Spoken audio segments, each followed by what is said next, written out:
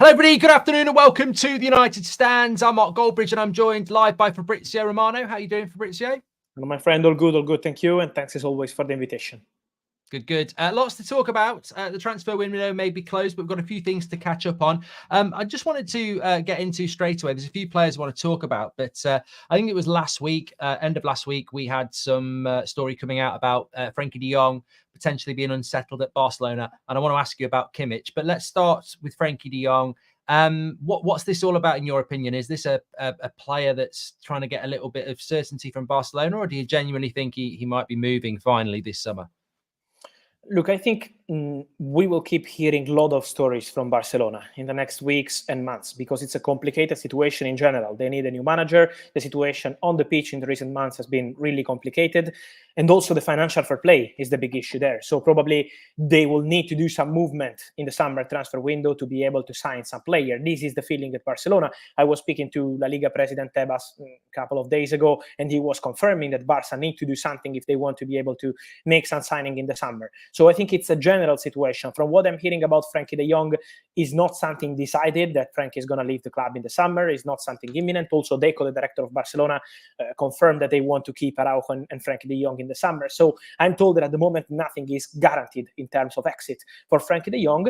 But what's the crucial point, in my opinion, is that Barcelona in the upcoming months need to make some important decisions on these players. Araujo, de Jong, all players with contract for the next 2 years with important salaries. They need to decide whether they want to extend these contracts and find a way with the players, or if they want to sell at least one player in the summer to make some room for financial fair play and to bring in some new players. So I think it's a general situation of Barcelona that we should keep an eye on in the next 2-3 months. At the moment, again, on Frenkie, nothing is guaranteed. Also from people close to the player, they are not confirming that he decided to leave the club. So we are not at that stage. But I think there is a general situation of Barcelona that could be interesting for many clubs in case they want to sign their players. It'd be certainly interesting because obviously we know that Ten Hag was obsessed with him in his first summer, but we've got Ineos here now, and whether I'm sure Ten Hag would like him, but whether Ineos would want him, I suppose, would be interesting. We've just heard actually in the last few hours that Sir Jim Ratcliffe's not going to be announced by the Premier League for probably a couple of weeks.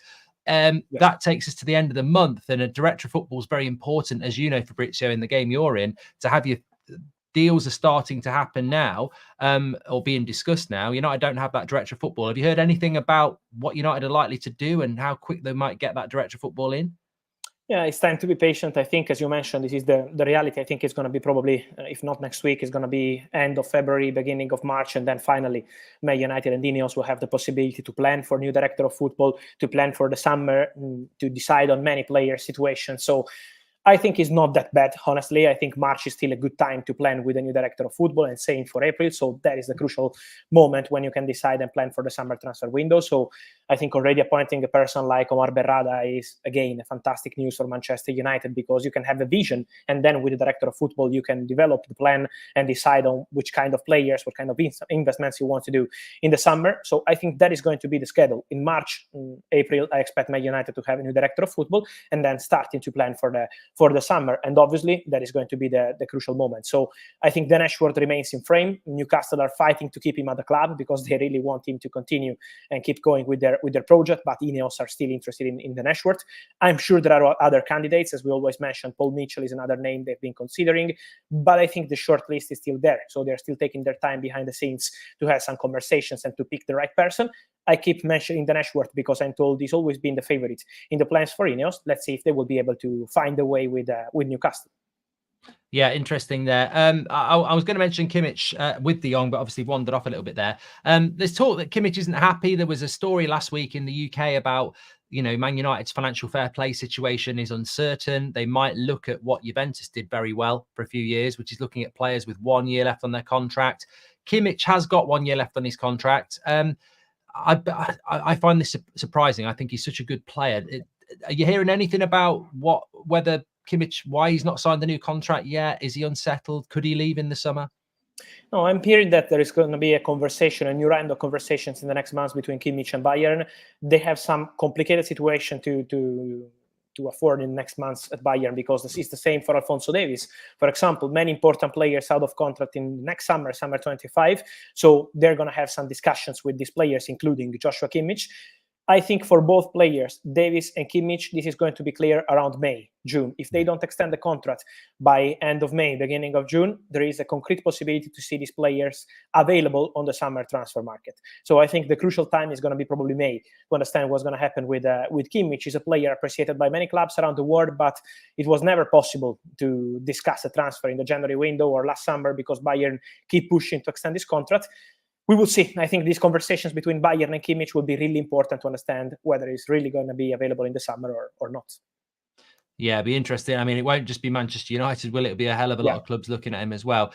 Sticking with the Bundesliga, a story came out today. I think it was the Manchester Evening News saying that Manchester United highly appreciate Frimpong and Tapsoba from Leverkusen, who are doing really well at the moment.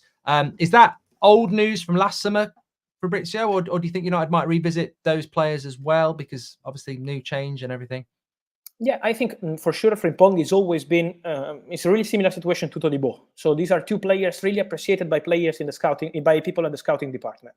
So the scouting is really, really appreciating these two players, and credits to them, because Frimpong is having a fantastic season at Bayer Leverkusen, but Man United already considered him before the World Cup. So more than 1 year, almost 1 year and a half ago. He's always been appreciated by people in the scouting, and same for Todibo. Then Tapsoba is a player that Man United had in the list last summer. He was in the list of Man United and Tottenham. For Tottenham was a top target, but was not possible to proceed because Bayer Leverkusen didn't want to sell him. For Man United, the priorities were different. As we always said here, Todibo and Pavard were the two top targets to replace Harry Maguire. Then nothing happened with Maguire, and that's why Man United didn't sign a new centre-back. But Tapsoba is a player that they've always been following, and the same for Frimpong. In the case of Frimpong, there is a release clause. There is a release clause available in the summer. It is a release clause for 40 million euros. So it's an interesting situation. We have to see, I think, the new director of football, what he wants to do in terms of investment in that position. Diogo Dalot is doing very well. He extended the contract months ago, last year. So I think they need to decide how much they want to invest in every single position, also together with the manager.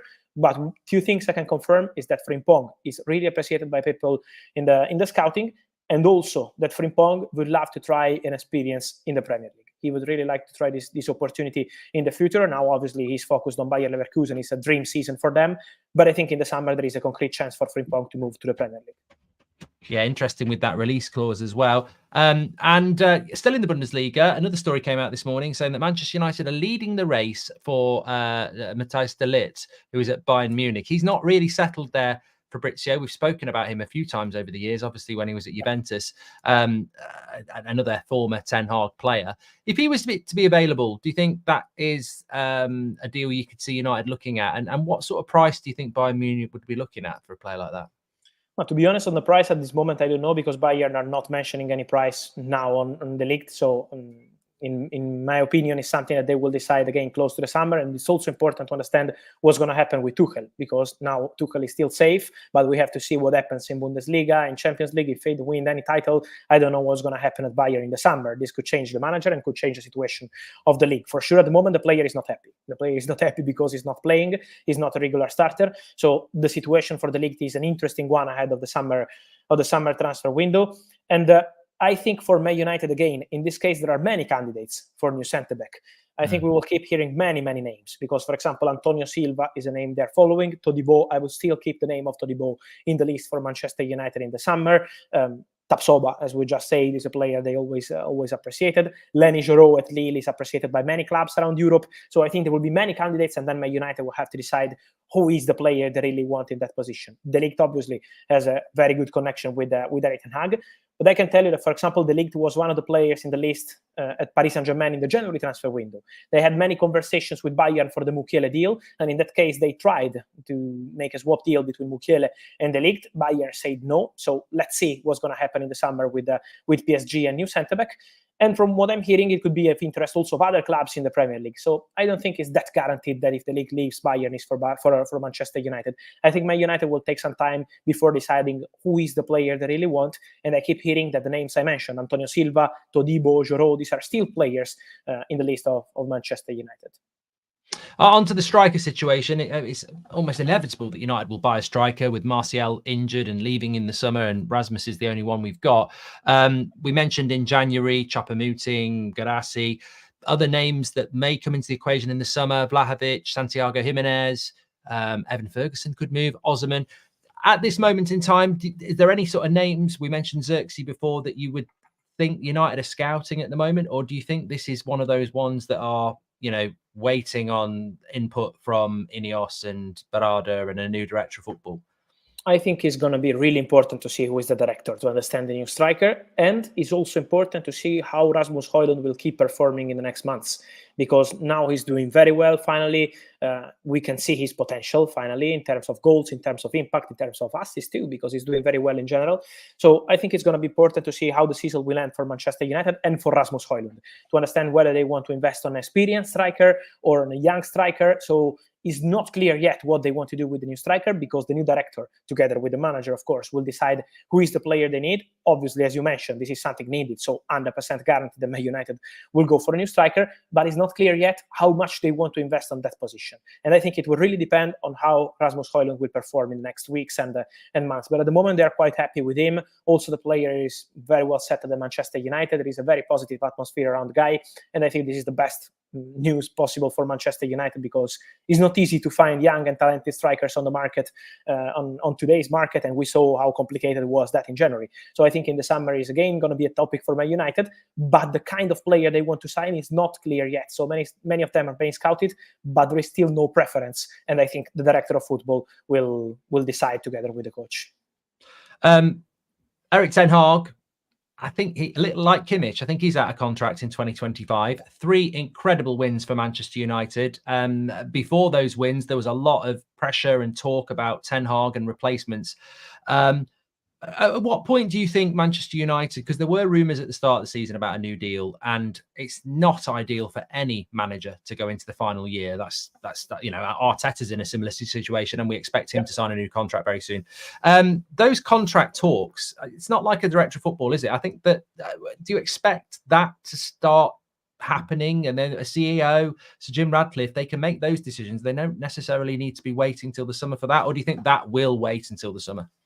I think this is something that they will still decide, as you mentioned, with the CEO. They will decide with the new director of football. Omar Berrada will be into it, because it's really important for Manchester United to be all together on the manager. So I think now they want to keep things quiet around Erik ten Hag. Is doing very well in the recent weeks. They're very happy, not just with the performances, but I'm hearing also about the general atmosphere at the club since the Ineos change we saw in the end of the year and the beginning of the new year.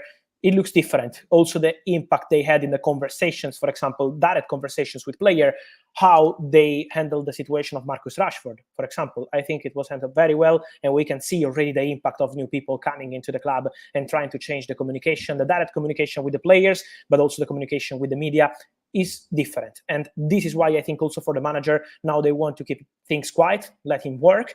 And then I have no doubts that if they continue like this, there will be a conversation with an Hag over new deal close to the summer. And I 100% agree with you when you say that it's not ideal to have a manager out of contract in the following season. So they will have this discussion ahead of the summer transfer window. And just finally, I wanted to ask you a question about Reguilon. I'm not sure whether you can answer it, but we saw Luke Shaw going off injured yesterday. Malacia has been out injured for most of the season.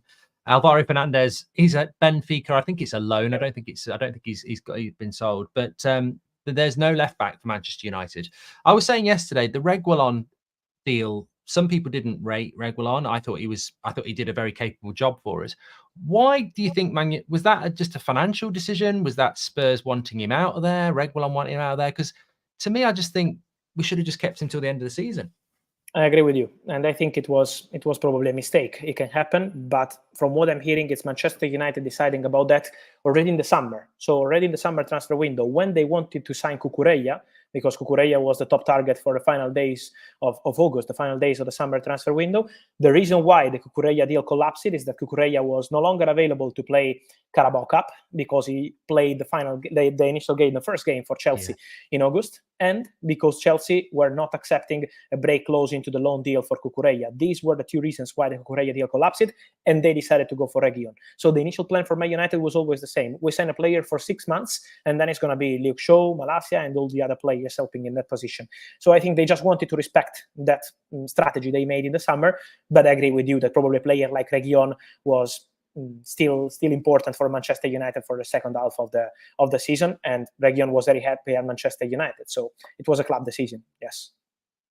There we go. Fabrizio, that 15 minutes has absolutely flown by. We've got through loads on it as well. I really appreciate it. And thank you very much for coming on. Thank you as always. See you in the next weeks. Ciao, ciao, ciao. Thank you. Ciao, Fabrizio. Bye-bye. Bye-bye.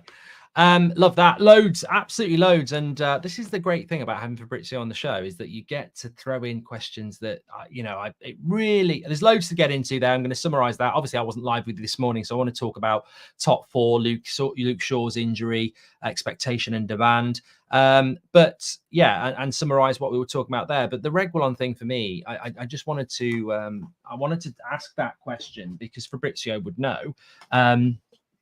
It's a financial decision, isn't it? It's a financial decision. That's what's happened there. And the clarity from Fabrizio immediately came back to me from the Cucurella deal.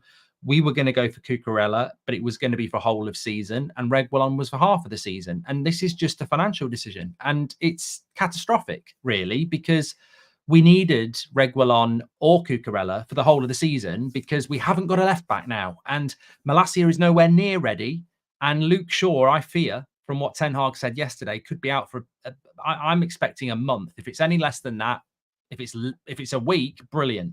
But I just think, this is a legacy decision again. This is not on Ten Hag. This is not on Sir Jim Radcliffe. This is not on Barada. This is maybe Merta, I don't know, but somebody in the summer said we only need a left back for 6 months, then we're sending him back, and we didn't. We needed a left back for the whole of the season, and it could cost us now because Luke Shaw is a massive, massive loss, of course. Just summarising what was said there, we went through quite a lot. I think a couple of things I would home in on. De Jong and Kimmich, I think very big chances that they're leaving Barcelona and Bayern Munich.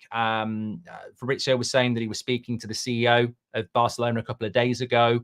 They've got to do something in the summer. They've got to sell players. So De Jong, I think, is their biggest earner and is a player that they've tried to remove for quite a while. So I think that De Jong leaving Barcelona is a really big possibility. Doesn't mean Ineos would back Ten Hag to go and do that deal. They may look at it like some of you and say, look, he didn't want to come 2 years ago. He didn't want to come last summer. And now he wants to come because Barcelona don't want him again. Is that what we want at this club? So just because De Jong leaves doesn't mean he's coming to Manchester United. I think Kimmich is a better option if he wants to come to Manchester United. I would certainly say that from what Fabrizio said there about Kimmich, it's complicated. And if he's not decided by the end of May, then there's a real big chance that he'll leave. Obviously, there is an issue there with Kimmich and Bayern Munich, and there is an opportunity there for somebody as well. So I think that the Kimmich one's very interesting as well. I think both those players could be leaving this summer, and both of them would probably end up in the Premier League. I can't see Kimmich going to Real Madrid, and I don't think Barcelona would have the money. So I can't see him going to PSG. So I think both of those players could end up in the Premier League, not necessarily up at Manchester United, but I'd keep an eye on those. They're very interesting players. The centre-back situation, we obviously had this story this morning in the Manchester Evening News about Frimpong and Tapsoba. De Ligt as well. I think the De Ligt story might be a little bit lazy. I mean, he's not happy at Bayern Munich. He used to play for Ajax and Ten Hag. Man United need a centre-back. Let's just throw that at it. But the thing that jumps out about me with De Ligt, and I've said this to you a few times, is he was brilliant at Ajax.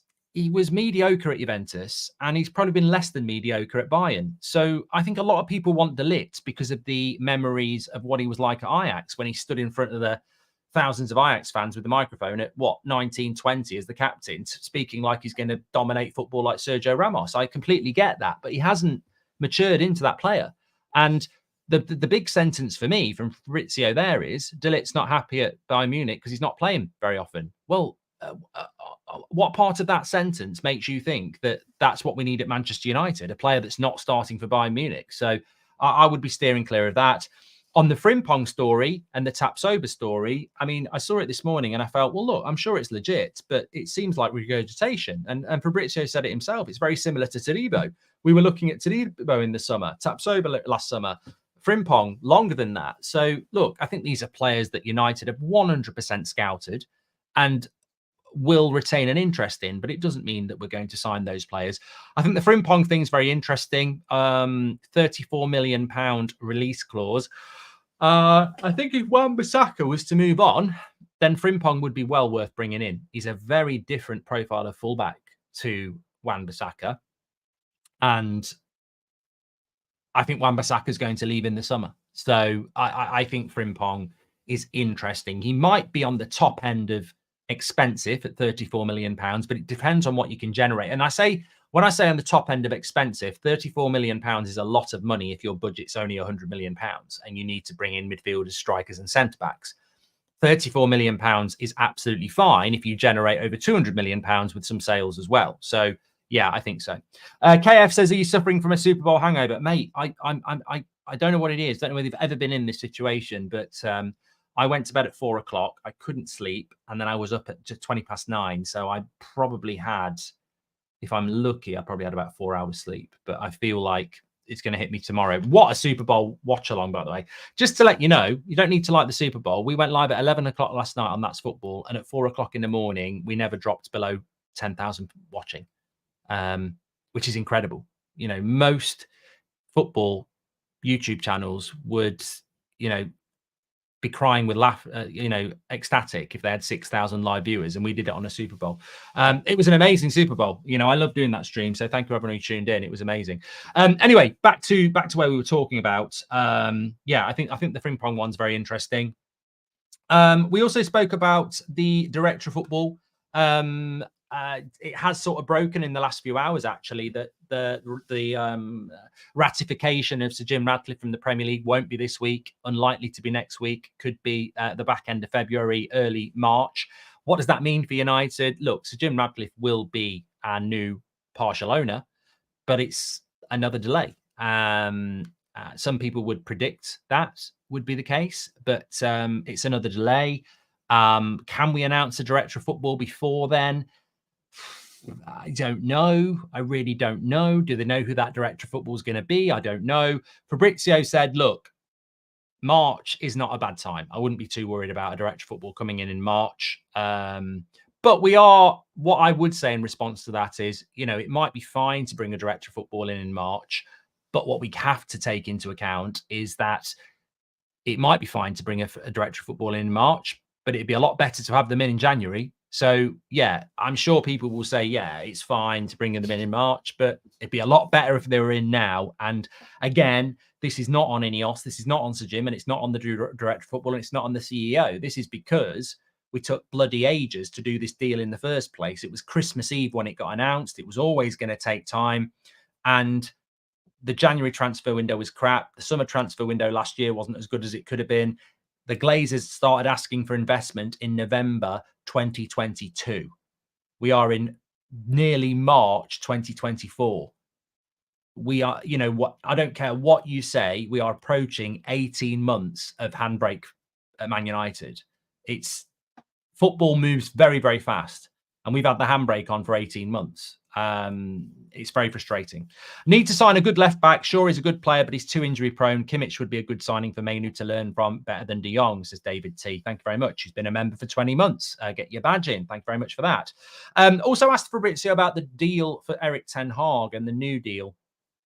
I mean, look, as I said yesterday, I hope everybody enjoyed that McTominay winner as much as any genuine Man United fan would.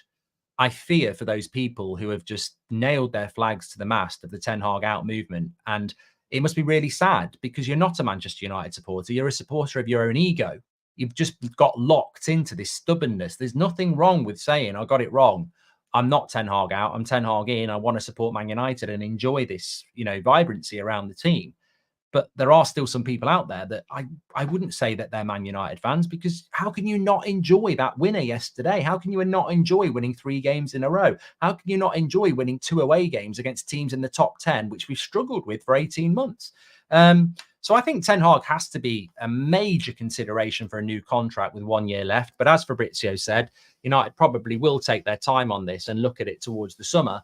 But I think you've got to be giving him a new contract. I mean, I think in hindsight, it was a mistake to sack Mourinho, but this would be a bloody massive mistake. If we sack Ten Hag now and in the summer, I just think it would be incredible. That team is playing for itself more than we've probably ever seen. Even last season when we got third, they didn't really face the challenges that they faced this season. I mean, I think the first 5 months of this season have been horrific.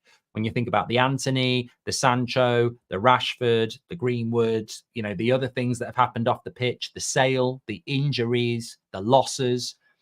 I think it's been an incredible 5 months. Now, whether it's self-inflicted, whether we're to blame, whatever, I'm not talking about that. But nobody can dispute that the last 5 months have been ridiculously challenging on the fan base primarily, but also on the players. And yet here we are going into January/February with 3 big games and we win 3 in a row. And I don't think we played well yesterday. I think Aston Villa would walk into that dressing room and feel very, very sorry for themselves. I think they arguably created the better chances. They arguably played the better football. And they certainly would feel that they deserve something from the game. I've got no problem with Man United winning when we didn't really probably deserve it. I love it because it's such a big game. It's not about performance. Villa would take that result yesterday. You know, Villa would take a 1-0 win yesterday and we dominate them. It's not about the performance yesterday. It's about the result. But, you know, we did get away with it a little bit. I put my hands up. That's what makes it even better. I literally said before McTominay scored, I sensed Villa were going to get a late winner. That makes it even better. But the point is, when you don't play well and you win, what do you put it down to? And I put it down to mentality. I put it down to unity. And I put it down to the fact that that team, for the first time in a long time, actually looks united. I feel that maybe the Rashford thing has brought the team together. Maybe Ten Hag's brought them together. Maybe the new Ineos movement's brought them. I don't know, but they're definitely together. And when you've got people like Harry Maguire and Scott McTominay, you know, who've quite rightly been criticised a lot over recent years, you know, they can't sit there going, "Oh, I've been treated badly." They've not played well.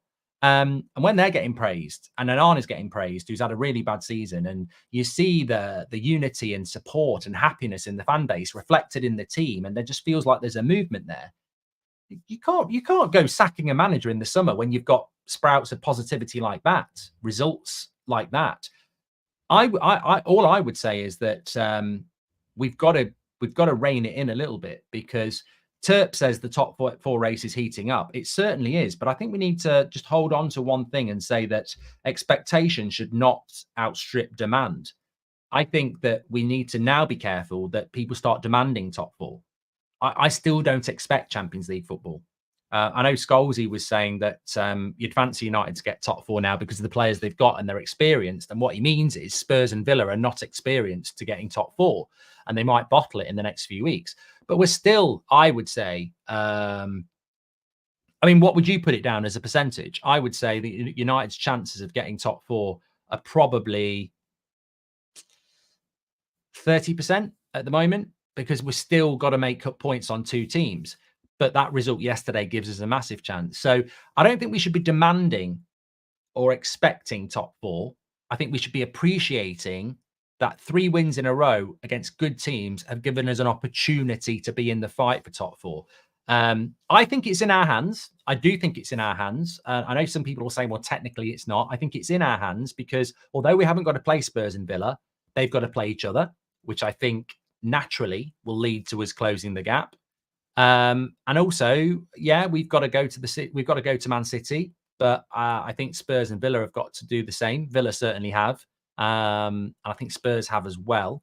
We've got Liverpool at home, whereas Spurs have got to go to Anfield, and Villa, I think, have them at home. Arsenal, we've got at home. I think Spurs have got them away, and Villa have got them away. Spurs have got them at home. So yeah, I think that there are opportunities. There are opportunities for Manchester United, but I'm not expecting top four. I'm really appreciative of the fact that we've got ourselves back into it.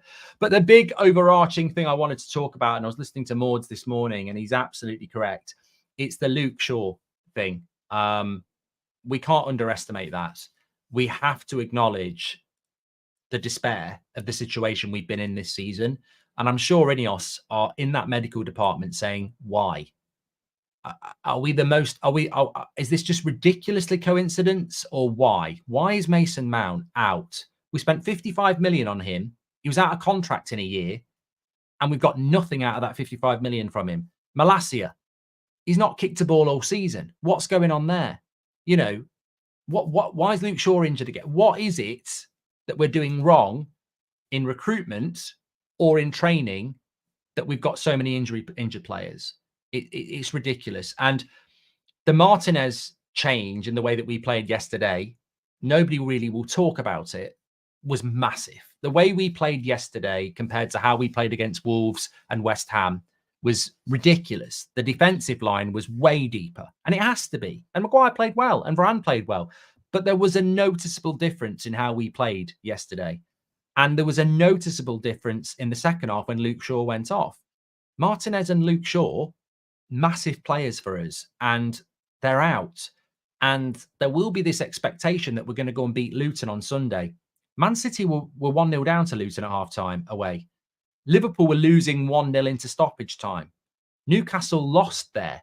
Like, this will be a very, very difficult game, and we will be doing it without Martinez and potentially Luke Shaw as well. So we've got to acknowledge the fact that we've done ridiculously well to put ourselves in this position with the 3 wins, but the challenges are still there. And I'll tell you for free, we're still going to have losses, and we're still going to have a roller coaster. So what I'm saying is, whilst I firmly believe the Ten Hag out movement is ridiculous, I also think there is a flip side to that coin, is that this expectation that we're going to get top 4 is ridiculous.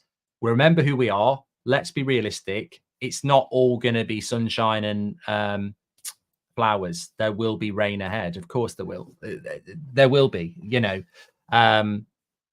fine margins. And that's why that win yesterday was so big, because Villa could have won it. Casemiro could have been sent off. Something could have gone wrong. A penalty could have been given. So yeah, it's lucky. Brighton got battered, says Linda, at Luton as well. So yeah, it's got to be going. How are you, Mark? United will get 4th or 5th, says Junior. And Mario Franco says, no left back, no Martinez, no backup strikers, and a crap bench with McTominay is the only highlight, but people want Ten Hag. Look how players talk about him, says Mario Franco. Look, the players are behind the manager. Most of the fan base are behind the manager.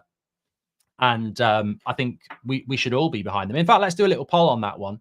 Let's do a little poll on where we are with this, because we like to keep a grasp on this. Ten Hag in, Ten Hag out. And also, very good points as well.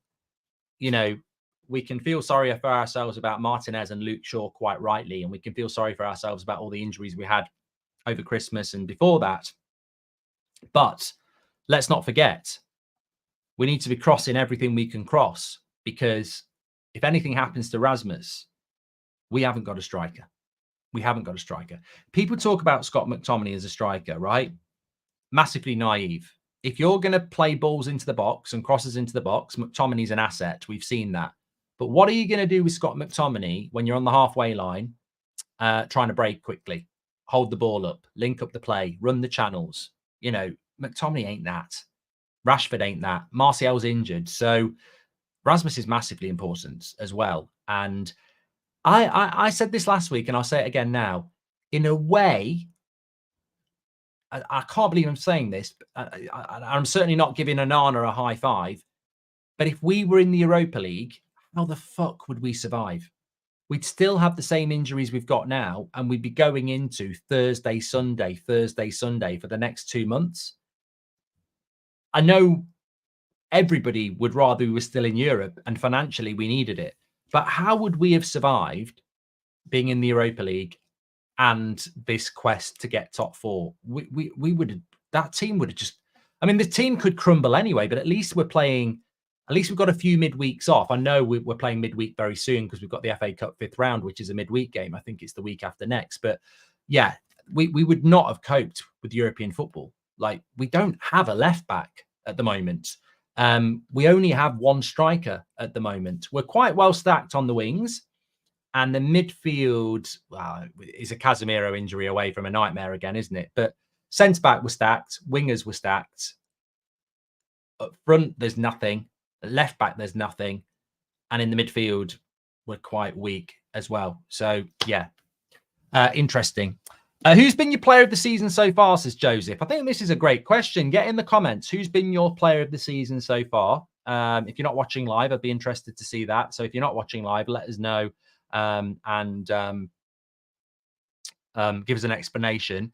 Ten Hag in is nearly at 90% now, which is great to see. That's moving up from last week. I think last week it was around 75. So it's moving up. Great. Lovely. Love that. My player of the season so far is probably Garnacho. across the whole season. And the reason I would say that is because if you'd asked me a month ago, it was Garnacho. So I'm looking at who was the standout player in a shit start to the season. Over the last month, Rasmus, Mainu, you know, there's been a few. Delot's been brilliant as well. But across the whole season, without being recency bias, I think I would have to say Garnacho has been really good. Delot's been very good as well.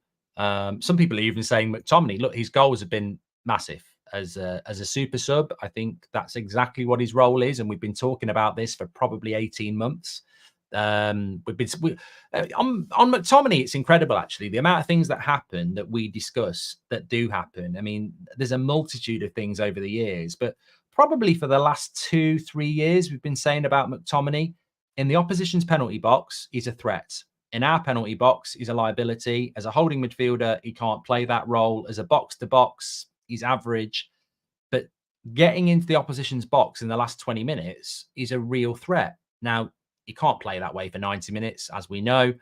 But yeah, he's a massive threat in that situation. It's almost like Man City don't have these players. Liverpool don't have these players. Arsenal don't have these players. It's very old school to have a player that's very different to the way that you play, that you throw on for something else in the last 20 minutes.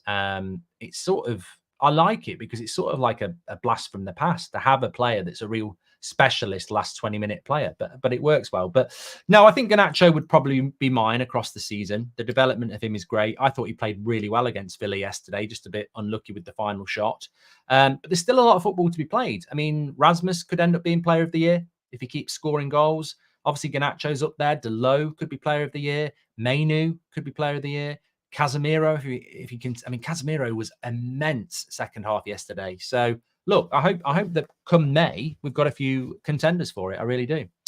Anyway, look, just a little reminder. I'm back at 7 o'clock tonight because I'm doing Chelsea against Palace, or Palace against Chelsea on That's Football at 8 o'clock. So it'll be a 7 o'clock show tonight.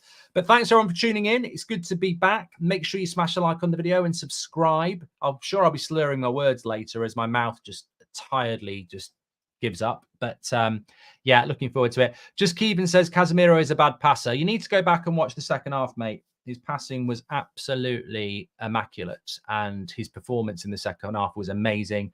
I don't really understand why there is an element of our fan base that's got an agenda against Casemiro. All I would say is you wouldn't have 9 points if it wasn't for Casemiro. It's not a coincidence that he comes back and we win 3 games in a row. If you know, you know. Thanks everyone for watching. Take care. Smash a like on the video. I'll speak to you all in a bit. 7 o'clock tonight. Lovely stuff.